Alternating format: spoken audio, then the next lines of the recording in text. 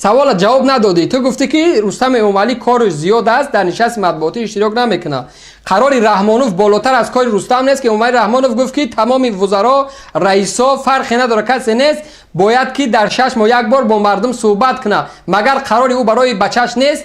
گیجا را خوندی که ملت نمیدونی ملت یعنی چی، رحمانوف یعنی کی نمیدونی. دو تا فونکسیون تو یک جای کدستی. ملت دیگر است، رحمانوف کسی دیگر است. من در کجا آبروی ملت کی من در عرصه بین المللی، کی در من در سازمان ملل، کی من در اوبسه برآمدم ملت تاجیک گفتم ملت فلان در کجا گفتم؟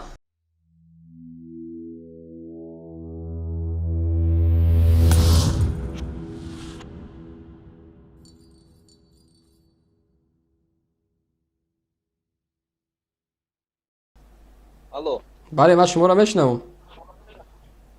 ما در پخش مستقیم قرار داریم؟ بله در پخش مستقیم قرار داریم. السلام علیکم یک بار دیگر برادر عزیز. و علیکم سلام. بر پخش ما را تماشا کردیم. بسیار با صدای بلند صحبت میکنین. پیش از همه شما خواهش میکنیم که اول همون صداتون را پس کرده آرامانه صحبت کنید. ما گفتم که برادر در سوال و جواب سراسیمه نشین. وقتی سوال جواب داده نمیشه چی باید کرد؟ طرف میبرو همون توش نقل میکنن. شما وقتی صحبت میکنن مونین هواییان فکر عقیده شدن در اون جای دیگه بگن. اینجا سوال همی است، سوال و جواب. سوال و جواب. نمیمونین که همونو سخن خودشون آگاه. برای که سوال و جواب نمیتن از سوال میگریزن. او یکی از وظیفه یاد خبر دار. یکی از وظیفه‌های صبر میکنی. مرا از مدنیت من خواهش میکنم. مرا از مدنیت، از تمیز، از ادب مرا درس نده. من خودم میدونم از کی درس بگیرم. فقط وقتی داخلی بحث میشی من در پرتل موضوع میگذارم. بعد هم موضوع مرا جواب بدی ها یا کی نه. ای پس از پشت ملت گپ بزنی قدر جوان بسوی خودت میکشی با قول خودت که حقگو و راستگو هستی. ملت یعنی چی؟ ملت یعنی چی؟ اول مدنیت یاد ملت یعنی چی؟ ملت یعنی چی؟ ملت یعنی چی؟ ملت اینمی ملتی تاجیک. و من کدام مقابل ملت گپ زدم؟ من کدام مقابل ملت گپ زدم؟ گوش کن. ملت امروز ملت تاجیک در عرصه بین المللی همچون یک ملتی صاحب فرهنگ، صاحب تمدن شناخته می شود. خب من در کجا در مقابل ملت پس گپ زدم؟ بعد در کجا در مقابل ملت گپ زدم؟ شما برین انسان هایی که امروز از منبر بلند انمی خیلی برآمده نام ملت سیاه میکنین، زید ملت دولت خودتون برآمد میکنین، گپ میزنین. شما با کدام وجدان و با کدام عقلتون یعنی اگه خودت یا دقیقه خودت تمام ملت یک درخت نشنونده. چی نوندم؟ ولی ما درخت شنونده نشون میتیم. ما درخت شنوندم تمام. این گپ بحث نگو. این یا دقیقه بست. خیلی صبر کو خیلی گپ زدی. ما در عرصه میدان ملی گو ملت شرمنده کردیم هر چی گفتیم. یا دقیقه صبر کن. خودت بلندش که صداش خودت تمام صبر میکنی. یا دقیقه صبر میکنی. مرا گوش میکنی. یا دقیقه خیلی شما به صبر گپ میزنین با هم نسبت شما هم خیلی به صبر گپ. تمام خلاص گپ زدی. خب گوش کن که یا دقیقه گوش کن. خب سوالی است یعنی خودت چند سال داری؟ بگذار منم چند سال هستی؟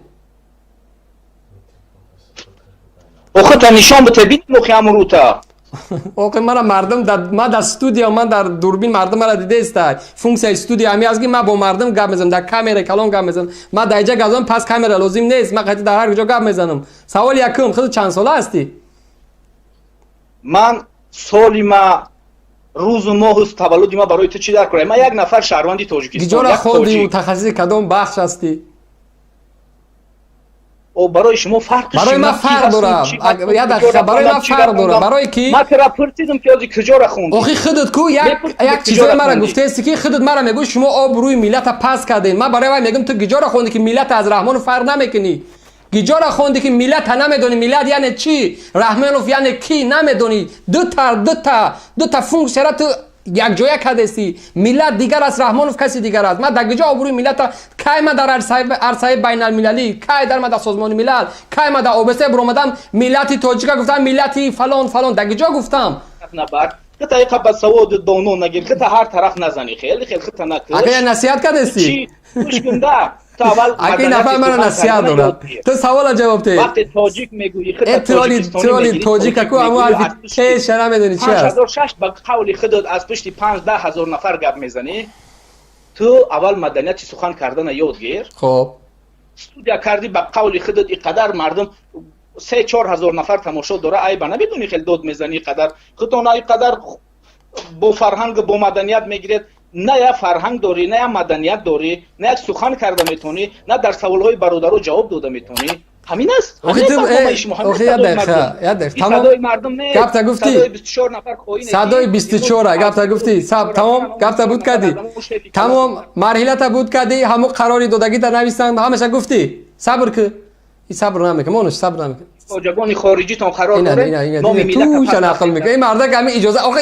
شما میگه که شما به دعوا گپ زنین مون مردم گپ زنه اومال بیا سوال و جواب اینا گپ زدی گپ تا گفتی خواجگان خارجی به فرنگ هر چی خواستی گفتی تمام سوال جواب میتی یک چیز میگم سه برنامه پیش برنامه تون تماشا کردم یک سوال داده بودین یک نفر نموندن که جوابی درست داد گفتن که یک دستاورد رحمانوف در طول 29 28 30 سال استقلالیت گپ زدن بیا ما یک دستاورد میگم خوب گوش کن بزرگترین دستاورد ملت تاجیک در طول تاریخ در طول همین 30 سال استقلالیت آشکار کردن سیمای اساسی شما بود شما مانع بودین که ملت پیش نمی رفت و شما آشکار شدین امروز گریخته به اروپا رفتین ملت در تاجیکستان تو وابشه گذراندی تو وابشه گذراندی وابشه تو مرزا را کو تو مرزا را هم تا گذشتی کو از افغانستان و از ازبکستان و قزاقستان اون طرف رفتی تو گیجو مرا به جنگ شهروندی مثال میاری ای خاک تو سر ده اگه همه با غضب داخل شدی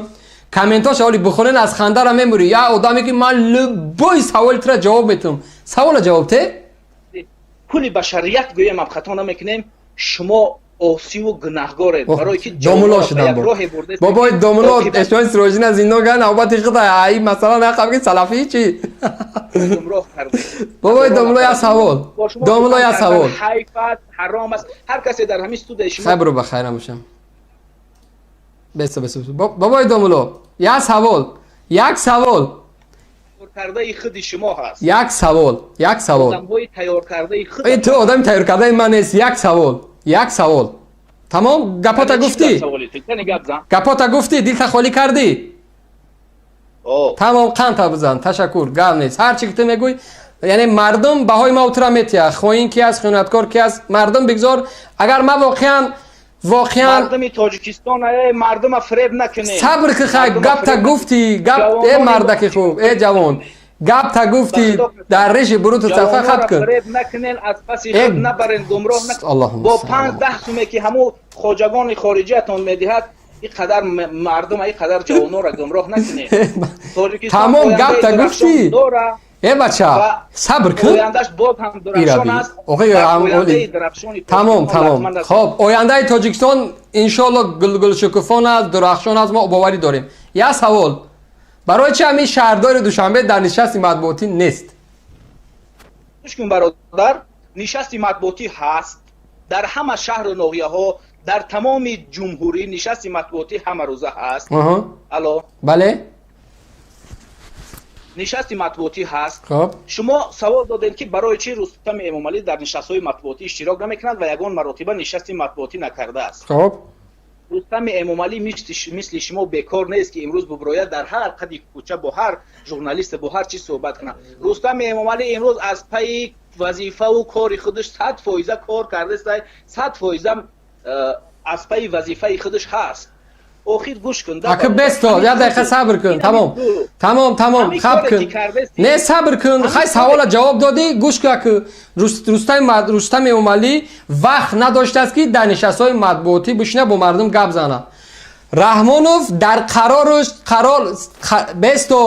بستو تو گپ نزن گوش کن خیلی تو گوش کردن یاد بگیر آوازت پس کرده اگر تو بگره نره بزنی که گوشت نمیکنه مرا گوش کن گپ زدن اینا چی میگوی کتا کی گوش میکنه او افسانه‌های تا کی گوش میکنه آواز پس ریش کنه نمیشنوه مرا گوش کن صدات نیست ریش کنه نمیشنوه گپ زدن من میخوام بشینم تو گپ زدن بود کردی خلاص مرا گوش کن امامعلی رحمان صدات پست است امامعلی رحمانوف در یک قرارش تقریبا سال 2010 بود. قرار خاموش.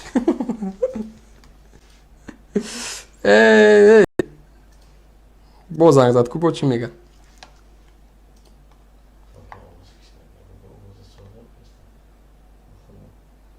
الو نکش کامیرا را. من نمیکشم. تو سوالی مرا جواب ته، فقط سوال جواب ندادی. تو گفتی که رستم امامعلی کارش زیاد است، در نشست مطبوعاتی اشتراک نمیکنه. قرار رحمانوف بالاتر از کار رستم نیست که امامعلی رحمانوف گفت که تمام وزرا رئیسا فرقی نداره، کسی نیست باید که در 6 ماه یک بار با مردم صحبت کنه. مگر قرار او برای بچهش نیست؟ گوش کن برادر، قراری که پرزیدنت میبره را به همه تعلق دارد. پس چرا او بچه نیست؟ چرا نیست؟ نشست‌های مطبوعاتی میگذرونند. دگجو آدرس بگو من پیدا کنم. آدرس بگو. مطبوعات یعنی چی؟ روزنامه، مجله، کامera، میکروفون، یعنی آدرس بگو. دگجو وسایل اخبار عموم که گفتم عقل داشته باشی باید بفهمی. دگجو است. دگجو است. روزنامه، مجله، تلویزیون، دیگر شبکه‌ها همه دگجو سلامت باش. خاموش کن.